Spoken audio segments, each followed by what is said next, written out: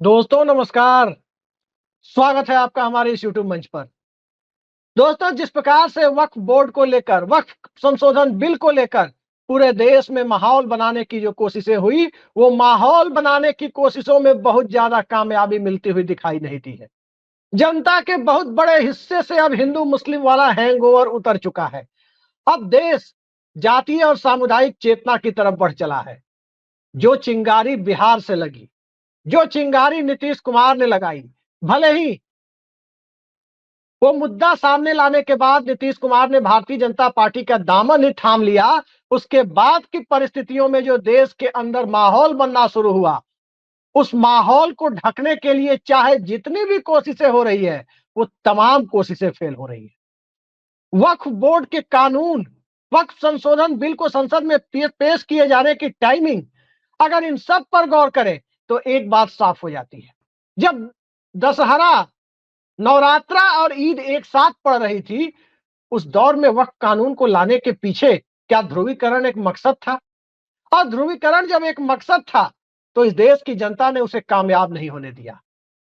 और जब कोई चुनाव आता है, भारतीय जनता पार्टी की सरकार की जो कोशिशें होती है, जरा उन पर आप सिलसिलेवार तरीके से नजर डालें तो सामने क्या आता है। बंगाल और असम का चुनाव एक साथ हो रहा था। उस वक्त वहां की जो डेमोग्राफी है, उस डेमोग्राफी में बीजेपी को अपनी चुनावी सफलता के लिए ध्रुवीकरण जितना जरूरी था, उसके लिए क्या लाया जा रहा था, किसकी चर्चा छेड़ी जा रही थी? सीए और एनआरसी की। क्या उसमें कामयाबी मिल गई? बिहार 2015 जब चल रहा था, तब क्या कहा जा रहा था? अखलाक के फ्रिज में क्या रखा था, माहौल ये बनाया जा रहा था। कन्हैया लाल को मुद्दा बनाया गया कब? उस विभत्स घटना को, राजस्थान के चुनाव के वक्त। और राजस्थान में तो खैर कामयाबी मिल गई थी, लेकिन भारतीय जनता पार्टी को कामयाबी दूसरे राज्यों में नहीं मिली। और अब मिलने की गुंजाइश इसलिए भी कम होती जा रही है क्योंकि बीजेपी घिरती जा रही है। पिछले 18 घंटों के दरमियान जो पूरा खेल आपने देखा, उसमें एक बात तो साफ हो गई कि नरेंद्र मोदी के नेतृत्व में केंद्र में सरकार चल नहीं रही है, बल्कि घिसट रही है। सरकार चलाई नहीं जा रही है, बल्कि बल्कि सरकार को चलवाया जा रहा है। पूरे देश की जनता के सामने वो साफ साफ दिख गया कि अगर नीतीश नायडू नहीं होते, तो नरेंद्र मोदी की सरकार कल मध्य रात्रि को ही जा चुकी होती। सूर्योदय होने से पहले नरेंद्र मोदी का इस्तीफा राष्ट्रपति भवन पहुंच चुका होता, अगर इन दोनों ने सरकार की साख और सरकार की लाज नहीं बचाई होती तो। 288 सांसदों ने सरकार के समर्थन में वोट दिया। वक्फ अमेंडमेंट बिल के संशोधन के समर्थन में वोट दिया। 232 ने विरोध में वोट दिया। और उस परिस्थिति में 28 सांसद नीतीश नायडू के नहीं होते, तो पक्ष विपक्ष के वोट बराबर होते। और उन 28 सांसदों में अजीत पवार की पार्टी के भी एक सांसद को जोड़ ले, अगर वो भी होते तो सरकार 2 वोट से गिर चुकी होती। ये हालात सदन के अंदर बने हुए हैं। कल नानी फैक्टर ने यह साफ जाहिर कर दिया कि केंद्र की सरकार नरेंद्र मोदी की सरकार नहीं है, एनडीए की सरकार है। लेकिन उसके बाद की परिस्थितियां ये नानी फैक्टर पर भी भारी पड़ने वाली है। नायडू और नीतीश दोनों को इसका खामियाजा भुगतना पड़ सकता है। जरा आंध्र प्रदेश के लोकसभा और विधानसभा चुनाव को, जो एक साथ ही होते हैं, उसके पिछले चुनाव के नतीजों पर और सर्वे एजेंसियों के वोटिंग पैटर्न के अनुमानों पर नजर डालें तो आंध्र प्रदेश में कुल आबादी मुसलमानों की 9.5% के करीब है। और वो 9.5% की आबादी का 75-80% वोटर बीजेपी के साथ के बावजूद चंद्रबाबू नायडू की टीडीपी को वोट देने चला गया था। क्या अब नारा लोकेश को मुख्यमंत्री बनाने की प्रक्रिया में चंद्रबाबू नायडू को समर्थन मिलना? स्वाभाविक है कि वक्फ बिल के समर्थन में खड़े होने के बाद वो नहीं मिल रहा है। और जब वो नहीं मिल रहा है, तो चंद्रबाबू नायडू की सियासत और उनके बेटे की राजनीतिक पारी क्या अभी 8-9 साल पीछे छूट सकती है? ये बहुत बड़ा सवाल है। और इस सवाल के आगे यदि पटना की राजनीति को देखें, तो जनता दल यूनाइटेड में इस्तीफों का दौर शुरू हो गया। और जनता दल यूनाइटेड में जब इस्तीफों का दौर शुरू हो गया है, तो इस्तीफा देने वाले नेता को अगर हम मुसलमान समझकर, मुस्लिम प्रतिनिधि समझकर देख रहे हैं, तो जनता दल यूनाइटेड की राजनीति के तौर तरीकों को समझ नहीं पा रहे हैं। घाटा कहां हो रहा है उसे वो नहीं समझ पा रहे हैं। दरअसल इस्तीफा देने वाले कासिम अंसारी एक कार्यकर्ता हो सकते हैं, लेकिन मत भूलिए कि उसके पीछे उनका सरनेम अंसारी जुड़ा हुआ है। वो पसमानदा समाज के प्रतिनिधि के तौर पर दिखाई दे रहे हैं। पसमानदा समाज के भीतर जनता दल यूनाइटेड को लेकर जो एक सॉफ्ट कॉर्नर रहा है, उस सॉफ्ट कॉर्नर को एक्सपोज करता हुआ वो इस्तीफा दिखाई दे रहा है कि आखिर आगे अब क्या होना है इस मुद्दे पर। और जेडीयू का जो कोर वोट बैंक है, जिसमें अति पिछड़ा और यदि अल्पसंख्यक समुदाय की परिभाषा में कहें तो पसमानदा, जेडीयू की चुनावी सफलता के लिए बड़ा अहम रोल पैदा वो बनता रहा है, अहम रोल साबित करता रहा है। तो उस परिस्थिति में जेडीयू के सामने बचता क्या है? लौकुश समीकरण बिखरा पड़ा है। महादलित समीकरण में हर जाति की अलग-अलग हर जाति के भीतर अलग-अलग नेतृत्व पैदा हो रहा है और इन सब के बीच अति पिछड़ा समुदाय के बीच जातीय भावनाएं हिलोरे मार रही है। तो क्या भारतीय जनता पार्टी के साथ खड़े होकर नीतीश कुमार में इतनी चेतना भी अब नहीं बची है क्या, जो अपने राजनीतिक नफा नुकसान को समझ नहीं पा रहे? जिस प्रकार का भाषण ललन सिंह ने लोकसभा में दिया, उससे तो ऐसा लग रहा था कि ललन सिंह समाजवादी धारा की दीक्षा लेकर नहीं, बल्कि नागपुर से दीक्षा लेकर संसद में भाषण दे रहे हो, इस तरह की प्रतीति हो रही थी। लेकिन इन सब के साथ साथ ये भी देखा जाना जरूरी हो गया है कि आखिर टाइमिंग जब चुनी गई, नवरात्र और ईद के वक्त का समय, संसद के सत्र में जब 2 या 3 दिन बचे हुए थे, उन आखिरी 2-3 दिनों में आनन फानन में पारित कराने की जो कोशिशें हुई, उन कोशिशों के पीछे कहीं ना कहीं वो हिंदू मुस्लिम के नेशनल सिलेबस को, जो हाल फिलहाल नेशनल सिलेबस कथित तौर पर बना दिया गया है, उसे जिंदा रखने की जो कवायद हो रही थी, उस कवायद में एक अहम भूमिका निभाने का प्रयास तो नहीं था, क्योंकि उसी प्रयास के सहारे तो इस देश में ध्रुवीकरण की कोशिशें होती है। लेकिन पूरे देश से जो खबरें आई, अल्पसंख्यक समाज के लोग आंदोलित जरूर हुए, वो सुप्रीम कोर्ट भी जा रहे हैं और सुप्रीम कोर्ट जाना उनका वाजिब भी है, उनका संवैधानिक अधिकार भी है।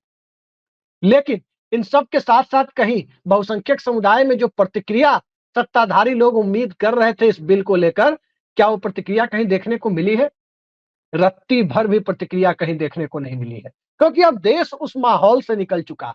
अब देश के भीतर, आज के हिंदुस्तान के भीतर वो भावना, वो फीलिंग नहीं है जो 9/11 की घटना के बाद धीरे धीरे बढ़नी शुरू हुई थी और 12 साल 13 साल बीतते बीतते 2013-14 आते आते वो उफान मार रही थी।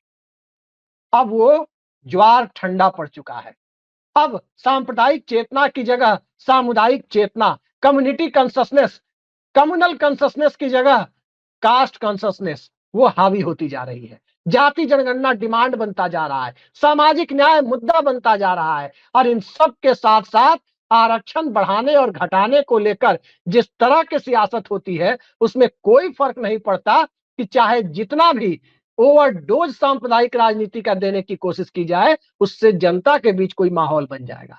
कहीं नहीं बना, किसी ने बनते हुए नहीं देखा और बनते हुए नहीं देखा तो स्वाभाविक है कि अक्टूबर 2023 में जाति जनगणना की जो बयार बिहार से बही, वो पीडीए के फॉर्मेट में उत्तर प्रदेश पहुंची और अलग अलग फॉर्मेट में दूसरे राज्यों में पहुंच रही है। लेकिन जब ये फॉर्मेट सामने दिखाई दे रहा है तो उस फॉर्मेट के बीच में वक्फ बोर्ड के मुद्दे के सहारे जो कोशिशें हुई है वो कामयाब नहीं होनी है।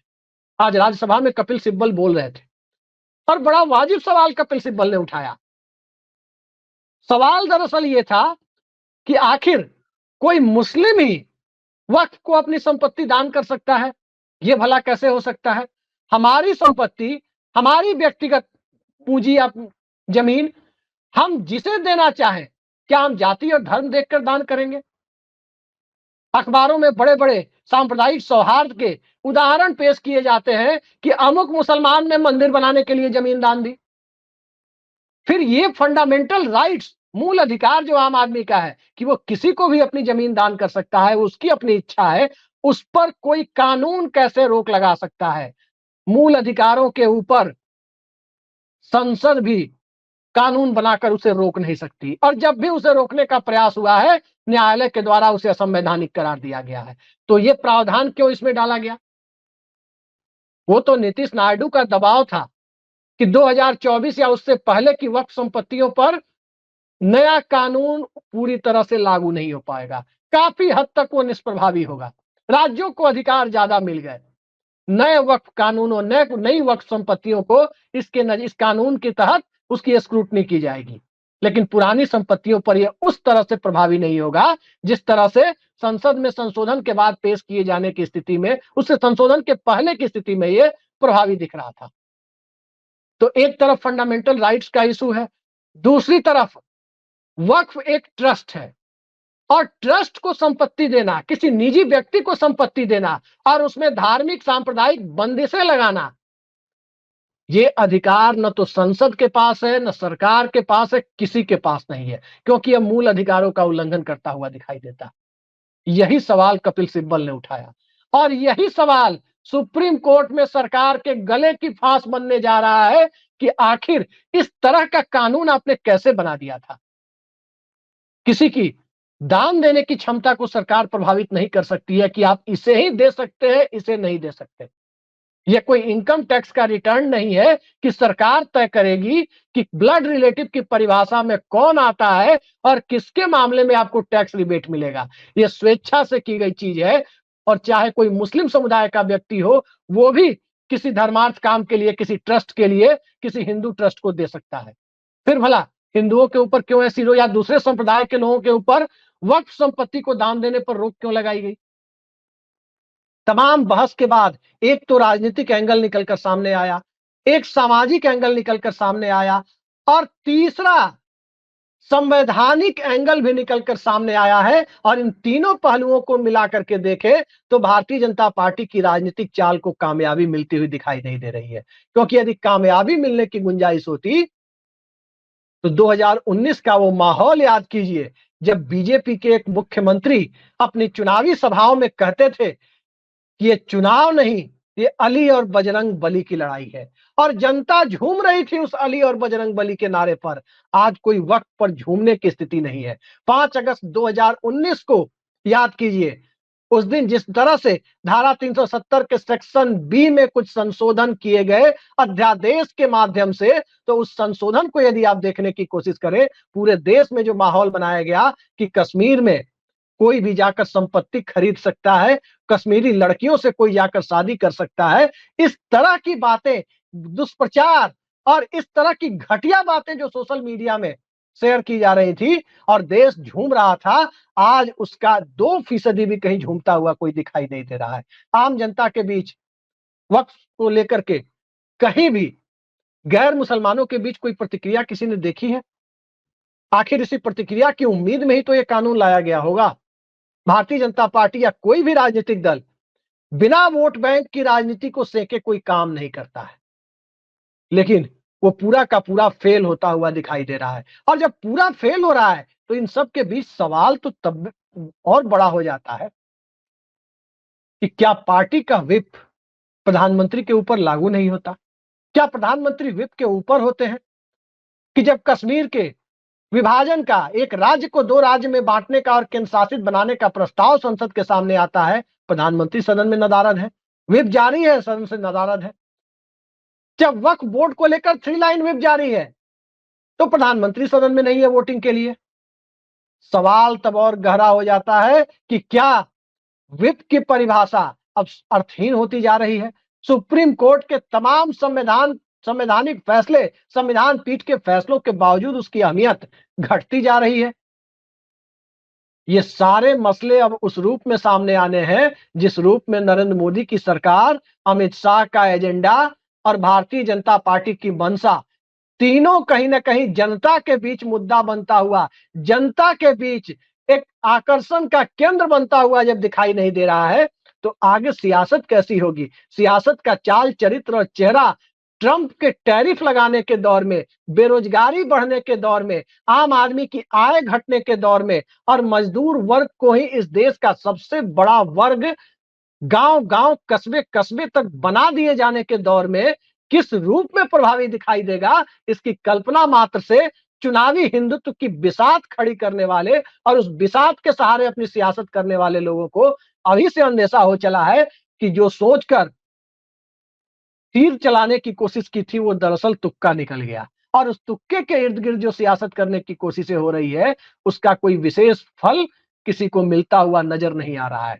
वरना कौन भूल सकता है कि नरेंद्र मोदी लोकसभा चुनाव में जब चुनावी हिंदुत्व का ज्वार अपने उतार पर दिखाई दे रहा था, तो मंगलसूत्र, मुजरा, मुसलमान, भैंस, तमाम तरह के शब्दों का इस्तेमाल करने के बावजूद भारतीय जनता पार्टी को बहुमत के आंकड़े से पीछे रखने से रोक नहीं पाए।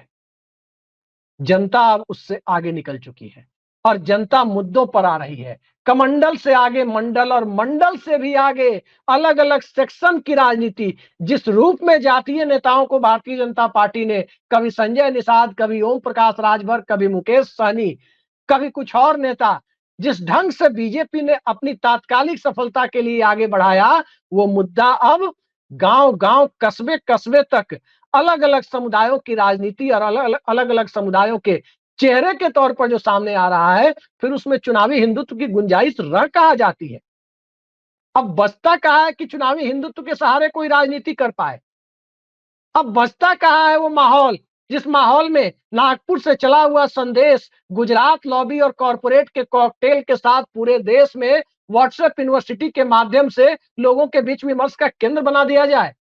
ये सारा माहौल खत्म हो चला है और ये सारा माहौल जब खत्म हो चला है, तो मत भूलिए योगी आदित्यनाथ की भी एक जाति है, नरेंद्र मोदी की भी एक जाति है, ललन सिंह की भी एक जाति है, नीतीश कुमार की भी एक जाति है और सभी अपने जातीय खांचे से ऊपर प्रभावित करने की स्थिति में मौजूदा दौर में, कास्ट सेंसस की डिमांड के दौर में किसी भी तरह के सांप्रदायिक या एक बड़े ध्रुवीकरण की कोशिशों के चेहरे के तौर पर सामने आ जाएंगे, 10 साल पहले की परिस्थितियों की पुनरावृत्ति करने की स्थिति में आ जाएंगे। ये सोचना ही अब कहीं ना कहीं खुद को मुगालते में रखने जैसा है। तो देखते जाइए, वक्फ बोर्ड कानून भारतीय जनता पार्टी के गले की फांस बन चुका है। सुप्रीम कोर्ट से लेकर संसद तक, जनता के बीच के नैरेटिव से लेकर के विमर्श के केंद्र तक और विमर्श के केंद्र से लेकर के पन्ना प्रमुखों और चुनाव को प्रभावित करने की भारतीय जनता पार्टी की क्षमता तक, हर जगह इस मुद्दे से जो उम्मीद की गई थी, वो उम्मीद अब टूट चुकी है। 2 दिनों के घटनाक्रम ने काफी कुछ बता दिया और भारतीय जनता पार्टी को नानी फैक्टर का एहसानमंद इस रूप में बना करके रख दिया कि नानी फैक्टर अपने नुकसान को झेल करके भी भारतीय जनता पार्टी को इस तरह से अपने धौंस में लाने की परिस्थितियों में आकर खड़ा हो गया है कि हम नहीं होते तो कल सरकार संसद के अंदर गिर चुकी होती। लोग कहते हैं सरकार गिर चुकी होती, लेकिन सड़क पर जाकर आप पूछने की कोशिश करें, चर्चा करें, तो लोग कहते हैं कितना गिर चुकी होती, अब कितना गिरेगी। इसी सवाल पर आपको छोड़े जाता हूं। नमस्कार।